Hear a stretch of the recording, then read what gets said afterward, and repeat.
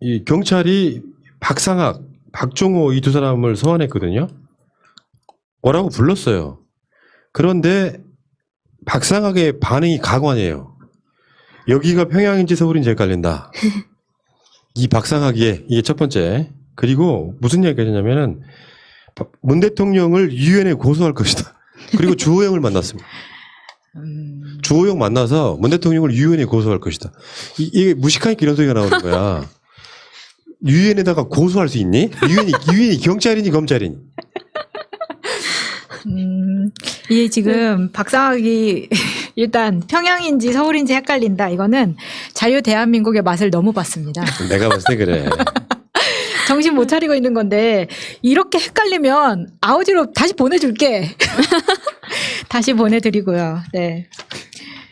그러니까 압색을 하는 거 보고 여기가 서울인지 평양인지 헷갈린다고 말하는 거 보면 되게 우습지 않아요? 지가 그렇게 자유를 누렸던 곳이에요. 그러니까 얘 마인드 속에는 그게 불법이어도 된다. 또는 불법이든 아니든 상관없이 자신들의 이익 때문에 한반도의 모든 대한민국 국민이 안전의 위협을 받아도 된다라고 말하는 이 싸가지란 보세요. 그리고 문 대통령을 유엔에 고소를 해? 이게 말이야 막걸리야 뭐야. 그러니까 약간 평양에서도 본인이 진 죄에 대해서 정확한 처벌을 받지 않고 도망쳐 온 상황이잖아요. 그러다 보니까 대한민국은 정말 자기가 마음대로 할 수 있는 자유가 주어진다고 생각을 했을 것 같고 그 상황에서 자유와 방종을 구분을 못하는 거죠 지금. 네. 그 어떤 조폭들 영화가 있는데요. 이 중국 동포들 적폭들이 나오는 그 마동석하고 네. 윤계상 나오는 영화가 있어요. 네네. 거기에 보면은 네, 누군지 아니? 근데 그 영화에 보면은 이제 그런 내용이 들어가 있는 건 아닌데 중국 공안이 중국에서 죄짓고 온 놈을 잡아가면요. 그게 마약이나 뭐 살인죄 저지르고 가면요. 중국에 데려가자마자 사형시켜 버려요. 그런 데서는 그런 역할을 못하는 애들. 그러니까 저번에 왜 그 북한에서 배 타고 내려왔던 살인자들이 있었잖아요. 네네. 그걸 돌려보냈던 상황이 있었잖아. 네. 그걸 인권 이야기로 했던 것들이 바로 이런 탈북했던 놈들이란 말이에요. 네. 그러니까 우리들 마음속에서 보면 그런 생각 들지 않아요? 뭔가 죄 짓고 내려와서 태용호가 대표적인 사람이잖아. 네. 여러분들 그 오빤 강남 스타일에 나오는 홍강철, 김연희 님이 선거 바로 전날 그 정보 때문에 우리가 방송했던 내용에 보면 미성년자를 어떻게 성폭행하는지에 대한 구체적인 이야기가 북한 책에 나옵니다. 약을 먹이고 그게 태용호예요. 네. 그 책을 통일부가 입수를 해가지고 통일부에 가면 그 책을 열람할 수가 있어요. 그게 태용호라고. 네네. 북한에 죄 짓고 오는 사람들 이런 식으로 해가지고 아까 말한 그 영화 제목처럼 네. 중국 또는 북한에 죄 짓고 왔으면 북한으로 송환하면 어떻게 될까요? 이렇게. 그러니까 간단히 말하면 내가 무슨 얘기 하고 싶은 거냐면 평양인지 서울인지 헷갈린다 설명해 줄게요. 네가 평양 가면 사형이고 대한민국에서는 그냥 기소만 되는 거예요. 그 차이를 설명을 해야 되는 거라고. 보내야겠네. 아니 왜냐면 그 북한에서 범죄를 지은 사람이 가장 안전한 곳이 사실은 남한이잖아요. 네. 북한도 어느 나라나 다 갈 수는 있단 말이에요. 네. 근데 남한만 못 들어오는 거잖아요. 그 점을 악용한 거죠. 근데 그런 사람들을 국회의원을 시켜주는 아름다운 나라. 문 대통령을 유엔에 고소할 것이다. 말도 들렸거니와 무슨 진짜 유엔이 검찰이야 경찰이야. 고소 이런 차원을 이야기하는 게 웃기는 거고 당신들에게 그렇게 자유를 하게끔 만들었던 정권과 세력이 우리와 문 대통령이라는 사실을 일단 이해를 해야 되고요. 전단지 못 날리게 했던 건 박근혜 때도 마찬가지였는데 네. 주호영이 만나면요. 주호영이 정상적인 정치인이라면 대한민국 국민들의 안전을 위해서 그거 하시면 안 된다고 이야기하는 게 정상일 거 아니에요. 근데 이분이 뭐 일베 인증을 이미 하신 분이시고 그렇잖아요. 그렇지. 근데 보면은 거기에서도 비슷한 얘기가 나오거든요. 이제 어떻게 보면 이 민주주의에서 이 자유를 쟁취하기 위해서 싸웠던 쪽이잖아요. 근데 그럼에도 불구하고 이제 그거를 안 당해보셔서 좀 모르시는 것 같아요. 지금 거기서도 계속 그런 얘기가 나온다고 하더라고요. 여기가 북한인지 남한인지 헷갈린다. 문재인 대통령 독재하는 거 아니냐. 이게 뭐 민주주의에서는 자유가 중요한데 뭐 계속 그런 얘기를 몰고 간다고 해요. 근데 이분이 하는 내용을 얘기를 들어보면은 이제 일베 사상을 가지고 있기도 하고 그쪽 코인을 계속 타려고 계속 이런 발언을 계속 쏟아내는 것 같아요. 진짜 여기서 한번 물러서면 그쪽에서는 또 안 쳐준다고 하더라고요. 이제 굽히면 이제 민경욱처럼 네. 후원금이 떨어지지. 네. 그러니까 지금 그걸 코인을 타려고 계속 쏟아내고 있는 것 같습니다. 민경욱 이야기가 나와 잠깐 보면은 민경욱이 국회 근처에서 불법 주차했다가 차가 개인당했다 그랬죠. 네. 그걸 보면서 차명진이 그 이야기를 한 거죠. 그 사진 올리면서 국회의원 차였다면 견인했을까 이런 식으로. 진짜 꼰대예요. 아니 국회의원이라도 그 불법을 하면 안 되는 거죠. 왜 불법 주차하는 그러니까 데다가 불법 주차하는 사람들이 그걸 보고 그럼 국회의원 시절에는 얼마나 지 맘대로 하고 다녔다는 얘기야. 그러니까. 그런 걸 추측해 볼 수가 있잖아요. 그러니까 국회의원이든 누구든 간에 경찰이 그게 국회의원 차라고 그래서 그걸 못 끌고 갑니까? 지금 다 끌고 가요.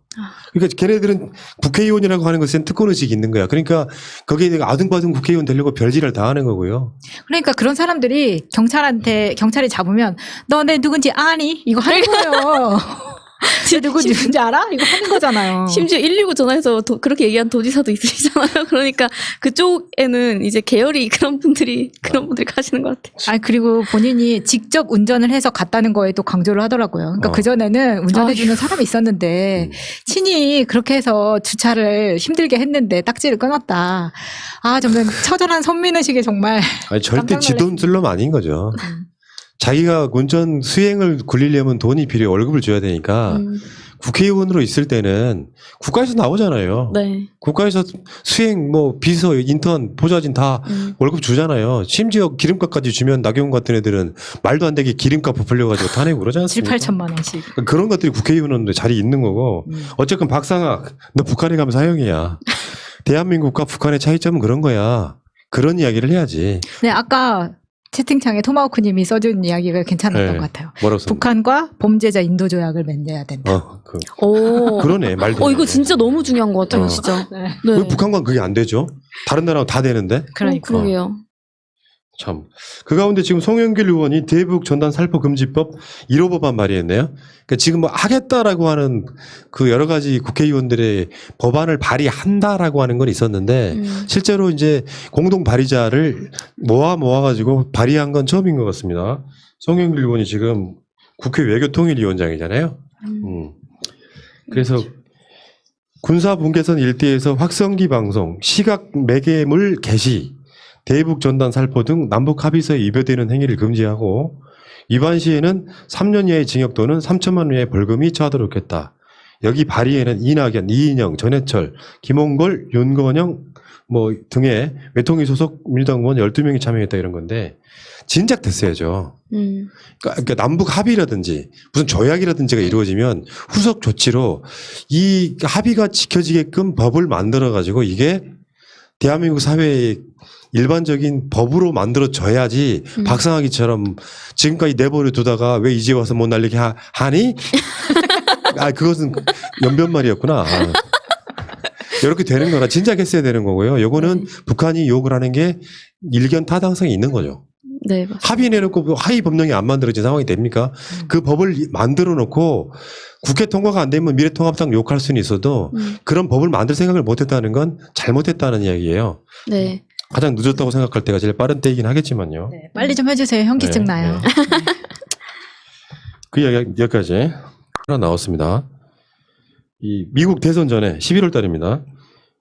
북미 회담을 추진할 필요성이 있다. 이렇게 말이 좀 애매하긴 했는데 간단히 말하면 김정은 위원장과 트럼프 대통령 사이에 11월 달에 정상회담을 하는 것을 추진하고 있다. 여기 소위 말하면 우리 운전자 역할이라고 그랬잖아요. 네. 그 실제로 이 개성에 있는 연락사무소가 폭파됐을 때 바로 미국과 서로 교감을 했다 그러더라고요. 또 이도훈 본부장이 지금까지는 코로나 때문에 화상으로 서로 연락하던 거를 직접 다녀오기도 했고요. 왔나 모르겠다. 간 것까지는 아는데 왔다는 소식은 없고요.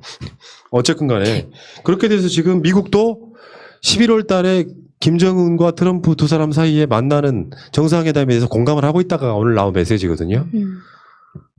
아니, 그러면 사실 이런 메시지가 나오면은 다시 한번 YTN이나 연합뉴스 같은 뉴스 채널에서는 좀 제대로 보도를 해줬으면 좋겠어요.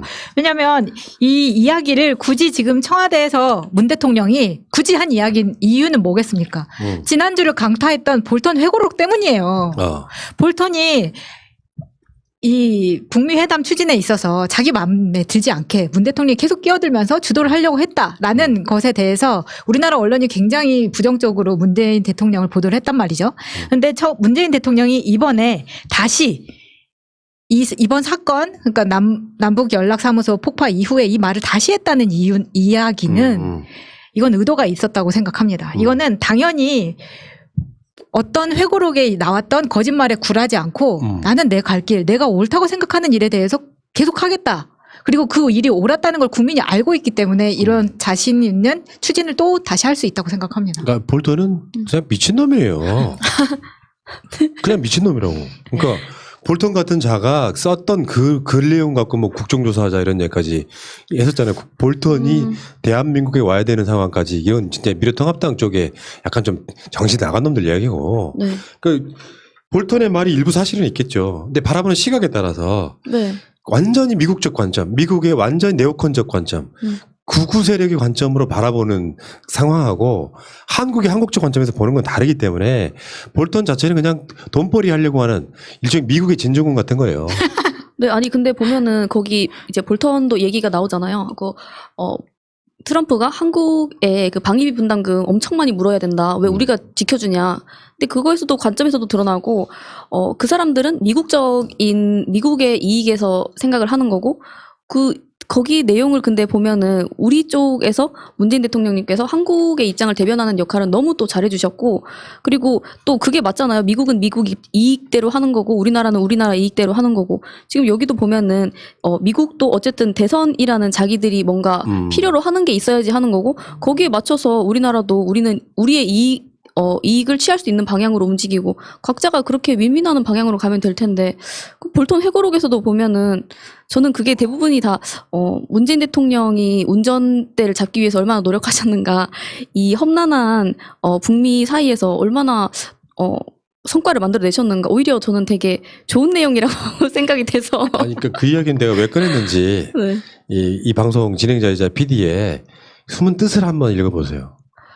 단순하게 이게 뉴스가 됩니까? 정상회담 추진이? 뭐냐면, 미국은 미국대로 북한과 정상회담을 추진하고 있다고 하는 뜻은 다른 한편으로 보면 중간에 중재만 하겠다는 게 아니고요. 대한민국은 대한민국의 일을 하겠다는 뜻에 가깝습니다. 네. 그러니까 지금 북미 정상회담이 11월 전에 만들어지는 건 트럼프한테도 내가 봤을 때 해가 될 것 같지는 않아요. 이 대선 국면에서 어떻게든지 해가 될 것 같지는 않은데 지금 김정은 위원장이나 북한 쪽에서 바라는 것이 트럼프하고 정상회담만 하는 건 아니잖아요. 실제로 제재가 해제되거나 대한민국이 전단으로 시작된 거긴 하지만 니들이 할 수 있는 거 해달라고 하는 그러니까 이 북미 정상회담을 지금 4차가 될 거예요. 요걸 정확히 말하면 3차가 되겠군요. 판문점에서 봤던 건 회담이라고 보기 좀 어려우니까.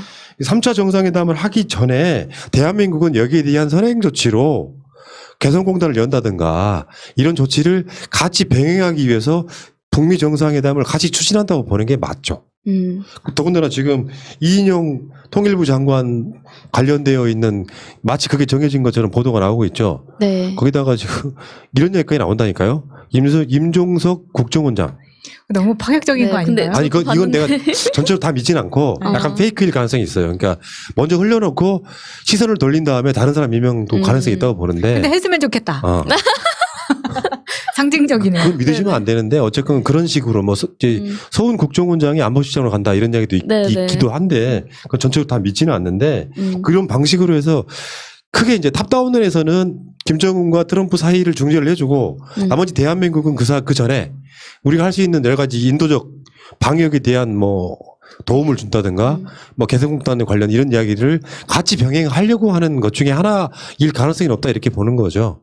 트럼프는 트럼프대로 이 대선에 있어서 어떤 평화적 이미지를 한 번 더 얻게 되는 결과물이 나온다면 이 과정으로 같이 가지 않을까, 그 패키지가 아닐까, 이게 이제 예고편 같은 거라고 생각이 들어요. 트럼프는 정상회담에 우리는 우리대로 뭔가를 하겠다라는 그 메시지일 가능성이 높고, 이렇게 해드릴 테니까 우리가 하는 거 이해해줘요라고 하는, 그게 되지 않을까 싶은 생각이 좀 들어요. 제 입장에서 보면. 또 트럼프도 빨리 이거를 카드를 잡아야 되는 게 지금 국면 전환이 필요한 시기거든요. 트럼프한테는. 근데 이렇게라도 좀 자기 점수를 따야 되는데 트럼프 성격 자체가 자기한테 득되는 것만 합니다.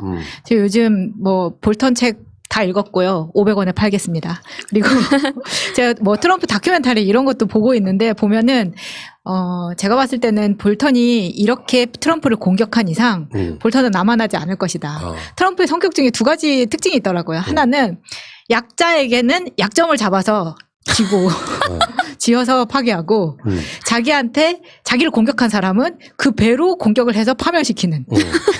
어떻게 해도 죽네요, 그냥. 그 사람은 그 정도의 권력과 돈이 있기 때문에 가능한 거라고 생각하거든요. 지금 이 상황에서는. 네. 그렇군요. 무서운 사람이었군요. 네. 지난주 욕했던 거 취소하겠습니다. 참. 자, 북미 정상회담이 무르익고 있다. 얼마 남지 않았습니다. 지금 7월이고요. 11월 달 대선이니까 4개월도 안 남은 거죠. 그만큼 빠른 시일 안에 뭔가 조치가 이루어진다는 시그널이다 이렇게 보시면 될 것 같고, 추진한다고 다 되는 건 아닌데 네. 미국과 합의 맞아야 될 것 같고요. 트럼프는 그런 쇼 한번 해보고 싶지 않을까요? 지금도 마스크 안 쓰고 다니던데. 제 3회 장소 아니면 내가 봤을 때 그게 이루어진다면 워싱턴일 가능성이 없죠. 완전 빅 이벤트일 거 아니에요. 네. 북한의 지도자가 미국으로 직접 가는. 사실 불가능해요. 법적으로는 불가능해. 정상회담의 예외를 인정하지 않으면 불가능하다고. 진짜 지금 제대로 말하면 김정은 위원장이 그 리스트에 있기 때문에 트럼프를 만나면 트럼프가 제재를 받아야 되는 거예요. 근데 그 핵 문제를 풀기 위한 요소는 제재 대상이 아니에요. 이해가 되죠? 네네. 워싱턴으로 날아가는 게 가장 큰 빅이벤트가 될 가능성이 높겠죠. 자, 그 얘기는 여기까지.